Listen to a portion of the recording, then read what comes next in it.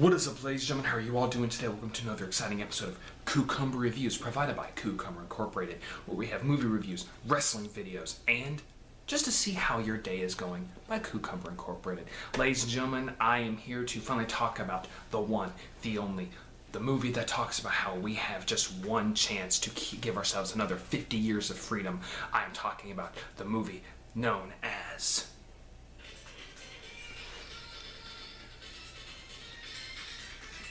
That's right, ladies and gentlemen, I am finally here talking about Mortal Kombat 2011. I did have a video for this, but unfortunately the way how I get them to my editor has been cut off, so I'm going to just have to do this, old style. So stick with me.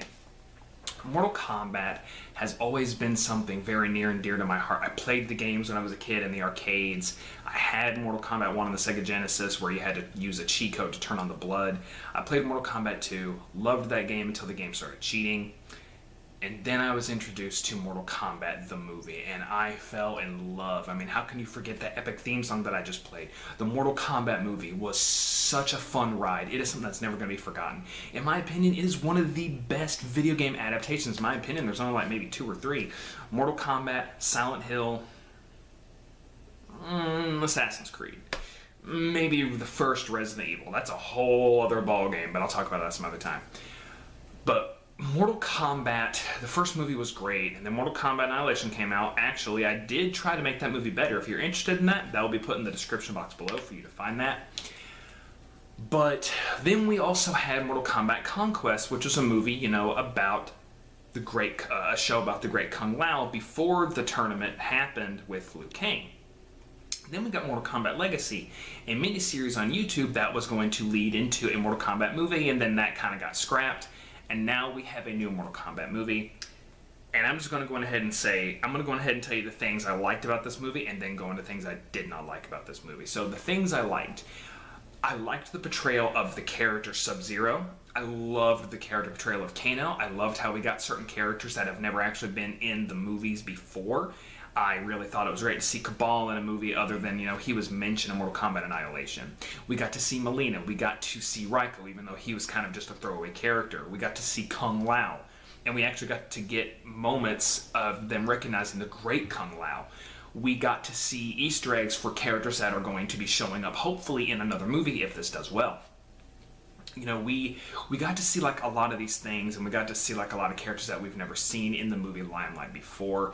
One thing I will give this movie major props to, the fights are amazing. The fights are fun. This is a very fun action movie, and I loved the portrayal of Sub-Zero in this movie. You felt intimidated by Sub-Zero. The guy who played him did a magnificent job of showing this guy is a force to be reckoned with. He will kill you without an instant. If you are his prey, you're dead. They did a great job of portraying him as his villain who should be taken seriously. This is the first Sub-Zero. This is the bad Sub-Zero, who eventually become another character later on if they go down that route.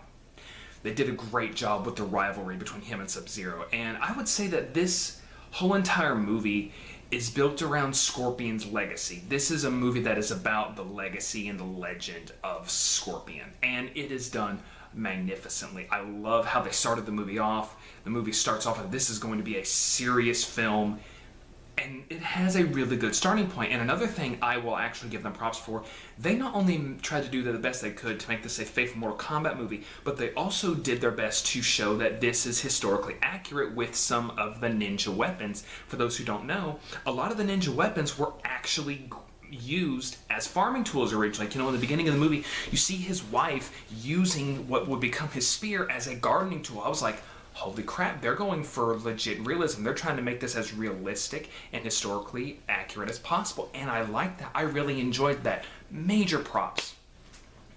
I liked how they went into how each character got their powers. I liked how they were actually able to take something from Mortal Kombat Annihilation that was really dumb, and then they were able to bring it into this and make it make sense and actually make it an interesting fact, like how each person is chosen for Mortal Kombat. They are born with a dragon tattoo. But if that person is defeated in combat, it'll actually go to the person who defeated them. And now they are chosen for Mortal Kombat. I liked that. I did like how we got character development, and this movie took time studying and introducing us to these characters and basically showing, why we should care about them. It was great. But just because I liked all that stuff, there was just one or two things more that bugged me so much about this movie that I just can't get myself around to liking.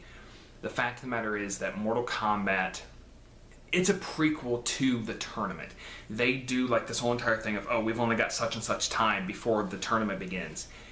And we never get it, but then once you go back and you see, oh, this is a combination of Mortal Kombat 1 and 2, which Mortal Kombat 2 has actually never been done before, then I started to like a little bit more. And then after they treated a certain character in a certain way, I was like, all right, you lost me.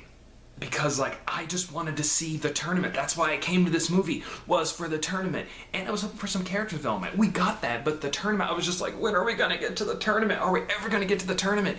And I think that's just one thing about this movie that keeps me from liking it, is the fact that we don't get the tournament.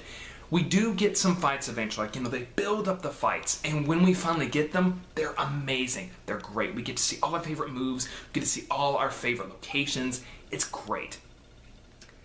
But just the fact we don't get Mortal Kombat exactly is what keeps me from liking it. So I feel like this is a good action movie, but I just don't really like it as a Mortal Kombat movie. And if you like this movie, that's great. Have a good time. But there's just a couple things that keep me from enjoying this as a Mortal Kombat movie. So as an action movie, it's a B+ movie. Go watch it. It's fun to watch with your friends.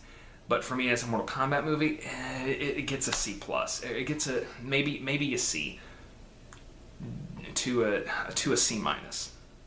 C- as a Mortal Kombat movie, B+ as an action movie. Guys, I really want to know, what do you think about Mortal Kombat 2011? Don't forget to drop that big elbow on that like button. Don't forget to share this video with your friends and show them, hey, I got this other intake on Mortal Kombat. What do you think about it? Get this video going. Don't forget to subscribe. Go check out my Facebook, my Instagram, my Patreon. I do have a Twitter. I am going to be putting a poll up on my Twitter soon to see what movie I should do next.